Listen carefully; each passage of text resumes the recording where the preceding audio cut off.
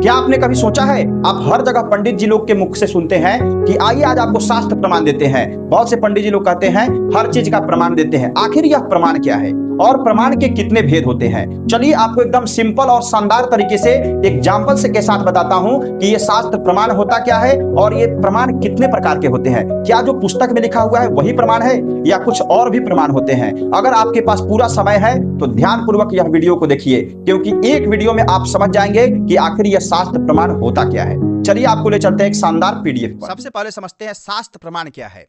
किसी बात को सिद्ध करने का विश्वसनीय जो आधार है यही प्रमाण माना जाता है। जैसे अदालत में किसी बात को सिद्ध करने के लिए सबूत मांगते हैं लोग, वैसे ही शास्त्रों की बातों को मानने के लिए हमें प्रमाण चाहिए होता है।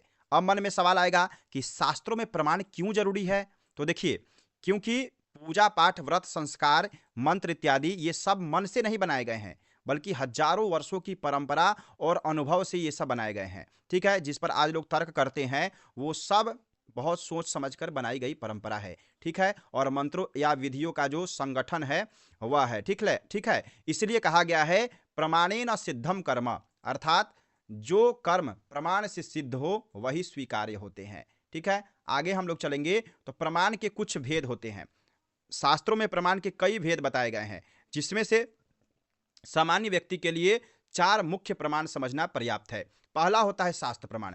शास्त्र प्रमाण हम लोग सुनते हैं बार बार, पंडित जी लोग आज सोशल मीडिया पर आजकल कहते हैं कि शास्त्र प्रमाण है, ये शास्त्र प्रमाण है, ये शास्त्र प्रमाण है। तो आखिर शास्त्र प्रमाण होता क्या है? जो बात सीधे वेद में, उपनिषद, ब्राह्मण ग्रंथ में, स्मृति में, पुराण आदि में लिखित हो उसको हम सब शास्त्र प्रमाण कहते हैं। जैसे उदाहरण में समझे तो अग्नि को साक्षी मान करके विवाह करना चाहिए। ठीक है, ये हम सब जानते हैं। ये कहाँ वर्णित है? वेदों में वर्णित है। संध्या वंदन करना चाहिए, ये उपनिषदों में वर्णित है इसका विधि। व्रत, त्योहार, विधि, नियम इत्यादि कहाँ से करना चाहिए, कैसे करना चाहिए, तो ये स्मृति, पुराण इत्यादि में इसका वर्णन मिलता है। इसलिए कहते हैं पंडित जी कि यह विधि शास्त्र प्रमाण से हो रही है। ठीक है, दूसरा प्रमाण होता है आचार्य गुरु प्रमाण, जो कहा जाता है ना आचार्य गुरु प्रमाण। इसमें क्या होता है, जिन महापुरुषों, ऋषियों और आचार्यों ने शास्त्रों को समझ करके बताया है उसी को हम लोग आचार्य या गुरु का प्रमाण कहते हैं। जैसे शंकराचार्य जी हैं, वो कुछ बोलते हैं तो उनको भी प्रमाण माना जाता है। रामानुजाचार्य, माधवाचार्य इत्यादि लोगों का जो व्याख्या होता है या उनका वचन होता है उसे भी सनातन धर्म में एक प्रमाण माना जाता है। गुरु परंपरा से चली आ रही विधियाँ, ठीक है, जिसको जैसे नहीं होता है कि स्कूल में किताब के साथ टीचर की व्याख्या भी बहुत जरूरी होती है, वैसे ही हमारे शास्त्रों में तो दिया हुआ है लेकिन वो बहुत जटिल तरीके से दिया होता है। तो उसी को शंकराचार्य, रामानुजाचार्य, माधवाचार्य जी लोग अपने मत के अनुसार चिंतन करके और बढ़िया तरीके से उसको एकदम सरल भाषा में व्याख्या करते हैं, उसे भी हम लोग प्रमाण मानते हैं। वैसे ही शास्त्रों में आचार्य प्रमाण जरूरी होता है। ठीक है, ये दूसरा प्रमाण हुआ। तीसरा प्रमाण होता है परंपरा प्रमाण।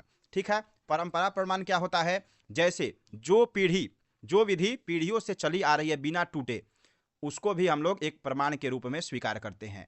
परंपरा प्रमाण इसको कहा जाता है। इसमें क्या है, जैसे दीपावली पर दीपक जलाना, ये सदियों से चला आ रहा है, ये भी एक प्रमाण है। ठीक है, होली में रंग लगाना या फिर किसी पूजन या संस्कार में लौकिक परंपरा। अब देखिए, बहुत से संस्कारों में होता है, जैसे एक दिन मैंने वीडियो डाला था कि इमली कैसे घोटाते हैं विवाह में, तो ये शास्त्रीय परंपरा नहीं है लेकिन लौकिकता की परंपरा है। कंगन बांधना, ये सब लौकिक विधि है। बहुत से जगहों पर विवाह इत्यादि संस्कारों में जो क्षेत्रीय विधियां होती है उसको निभाना भी अनिवार्य होता है, तो वो लौकिक परंपराएं होती है जो संस्कार या पूजन इत्यादि में किया जाता है।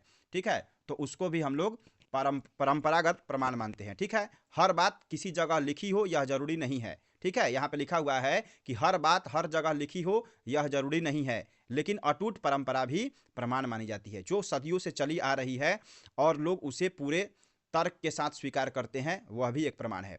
और जो चौथा प्रमाण है वह तर्क युक्त प्रमाण होता है। तर्क युक्त क्या होता है? जो बात बुद्धि और तर्क से सही सिद्ध होता है वह भी एक प्रमाण है। जैसे हम सब जानते हैं कि सुबह पूजन किया जाता है।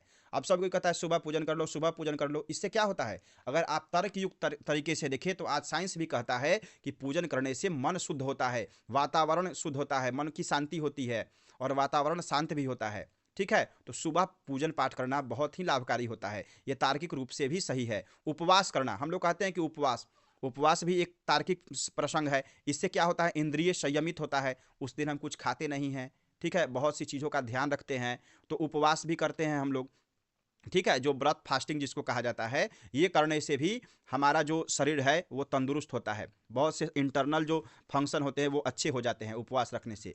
तो ये भी एक तार्किक चीज़ है, ठीक है, तो इसको प्रमाण मानते हैं। शुद्ध आचरण, यानी कि शुद्ध आचरण करने से क्या होता है, समाज में विश्वास बनता है, ठीक है, और समाज में इज्जत प्रतिष्ठा मान सम्मान इत्यादि बढ़ती है, शुद्ध आचरण अगर कोई व्यक्ति करता है तो, ठीक है। तो ये भी क्या हुआ, ये तर्क प्रमाण है, यानी कि तर्क के बल पर जो सिद्ध हो जाता है वह भी एक प्रमाण है। शास्त्र कभी भी अंधविश्वास नहीं सिखाते हैं हमें, ठीक है, वे तर्क के विरुद्ध भी नहीं जाते हैं। एक सरल उदाहरण में समझाते हैं आपको हम, ध्यानपूर्वक समझिए।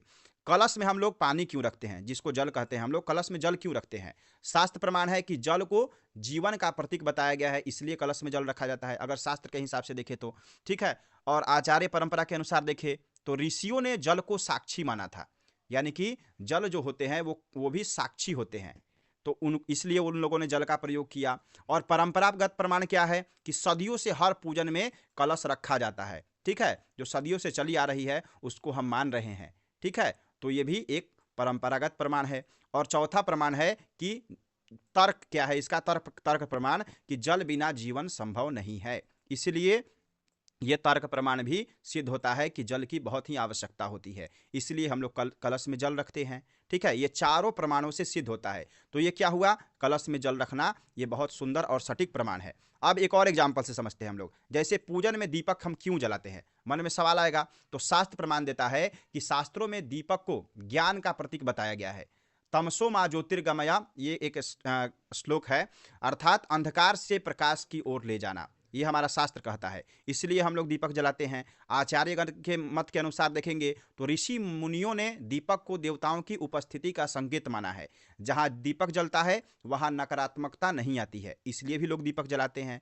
और परंपरागत प्रमाण क्या हुआ कि प्राचीन काल से हर पूजन व्रत त्यौहार इत्यादि में शुभ कार्यों में दीपक जलाना अनिवार्य होता है, ये हमारे पूर्वजगण करते थे, दीपक के बिना पूजन अधूरा होता है, इसलिए जो परंपरा चली आ रही है उसको भी यहाँ पे प्रमाण से जोड़ दिया गया है। और तार्किक बात क्या है कि प्रकाश करने से अंधकार दूर हो जाता है, मान लीजिए दीपक जला रहे हैं तो तर्क क्या है कि अंधकार से प्रकाश की तरफ हम लोग जाते हैं, ठीक है, वैसे ही जैसे दीपक अज्ञान और भय को दूर भी करता है।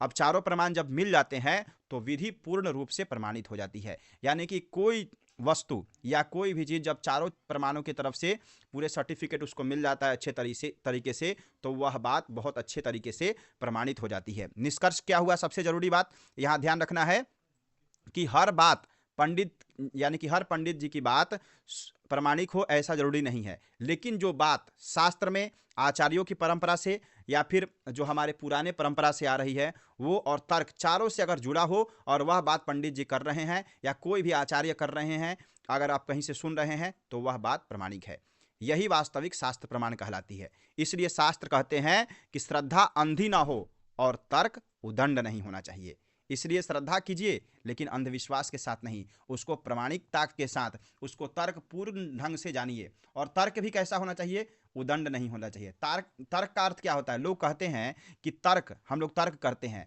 लेकिन तर्क का असली अर्थ बहुत लोगों को पता नहीं होता है। तर्क क्या होता है, सामने वाला अगर हमें तर्क दे रहा है और हमें संतुष्ट कर दे रहा है, बिना हठ पूर्वक अगर हम स्वीकार कर ले रहे हैं तो उस तर्क को मानना चाहिए, ठीक है, उस तर्क को स्वीकार भी करना चाहिए। इसलिए ज्ञानी लोग कहते हैं कि अगर सामने वाला का तर्क हमसे अच्छा है तो हम उसके तर्क को जरूर स्वीकार करते हैं।